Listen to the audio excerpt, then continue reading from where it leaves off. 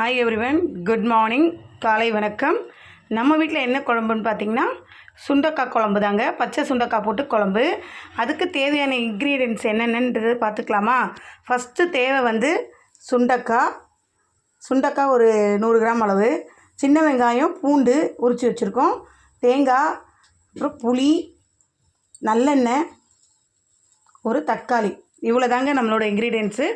இப்போ ஒன்று ஒன்றா போட்டு உங்கள்கிட்ட காட்டுறோம். நம்ம தேவையான 50 நல்லெண்ணெய் எடுத்து ஊற்றிக்கலாம். நம்ம சுண்டக்காவை வந்து என்ன பண்ணணும்னா நச்சுக்கணும்னா எப்படி சொல்கிறதுனா தட்டி எடுத்துக்கணும். நம்ம இப்போ தேவையான அளவு கடுகு, சீரகம், வெந்தயம் இதை சேர்த்துக்கலாம்.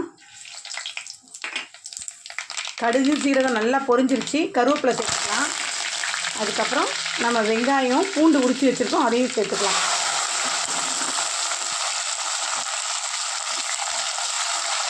நல்லா ஒரு கலர் மாற அளவுக்கு வதங்கணும். அப்போ தான் நல்லாயிருக்கும். நம்ம வந்து சுண்டைக்காயை நச்சுக்கணும்னு சொன்னலைங்க, இந்த மாதிரி தட்டிக்கணும். நம்ம இந்த மாதிரி தட்டி எடுத்துக்கிட்டோன்னா இது என்ன பிரமாதம்? இதை விட பெசலைட் ஒன்று இருக்கு. இப்படி ஒன்று ரெண்டாக உடச்சி எடுத்துக்கணும். இந்த மாதிரி தட்டும்போது நல்லா அந்த கசப்பெல்லாம் வந்துடும். நல்லா இருக்குங்க. இது வீட்டுக்காய். யாரோட வீட்டுக்காய்? வீட்டு தங்கச்சி கொடுத்தா. என்ன பொழப்பு இது? நம்ம வாழ்க்கை எதை நோக்கி பயணமா போய்கிட்டு இருக்குன்னே தெரியலையே. சுண்டைக்காய் இதில் போட்டுக்கலாம். ஆனியன் வதங்கும் போது இதுவும் வதங்கிடுச்சுன்னா சூப்பராக இருக்கும். நம்ம வெங்காயமும் சுண்டைக்காயும் நல்லா தீபாவளி கிடையாது, வருஷ பிறப்பு கிடையாது, கிறிஸ்துமஸ் கிடையாது. நம்மளோட சமயக்கட்டுல எதையோ போட்டு கிண்டி வதக்கி கிளறி பொங்கி. இந்த தேங்காய் கூட கொஞ்சம் ஜீரகம் சேர்த்து அரைச்சிக்கலாம். அதுக்கப்புறம் கொஞ்சம் புளி போட்டு அரைச்சி எடுத்துக்கணும். நம்ம தேவையான அளவு மிளகாய்த்தூள் போட்டுக்கலாம். ஒரு 2.5 ஸ்பூன் அளவு எடுத்துருக்கோம். இதை நம்ம குழம்பு கூட மிளகா கலந்துக்கலாம்.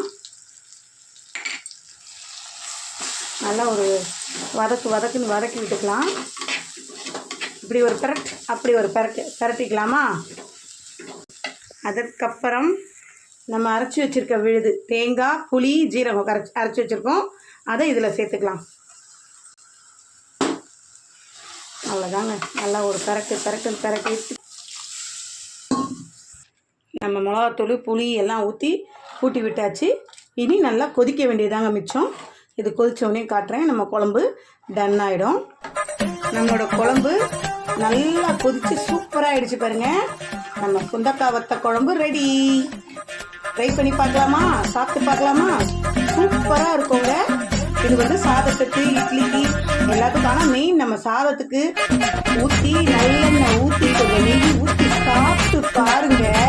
இந்த சுண்டக்காய் வத்த குழம்பு அவ்வளோ சூப்பராக, பச்சை சுண்டக்காய் குழம்பு அவ்வளோ சூப்பராக இருக்குங்க. Thank you everyone.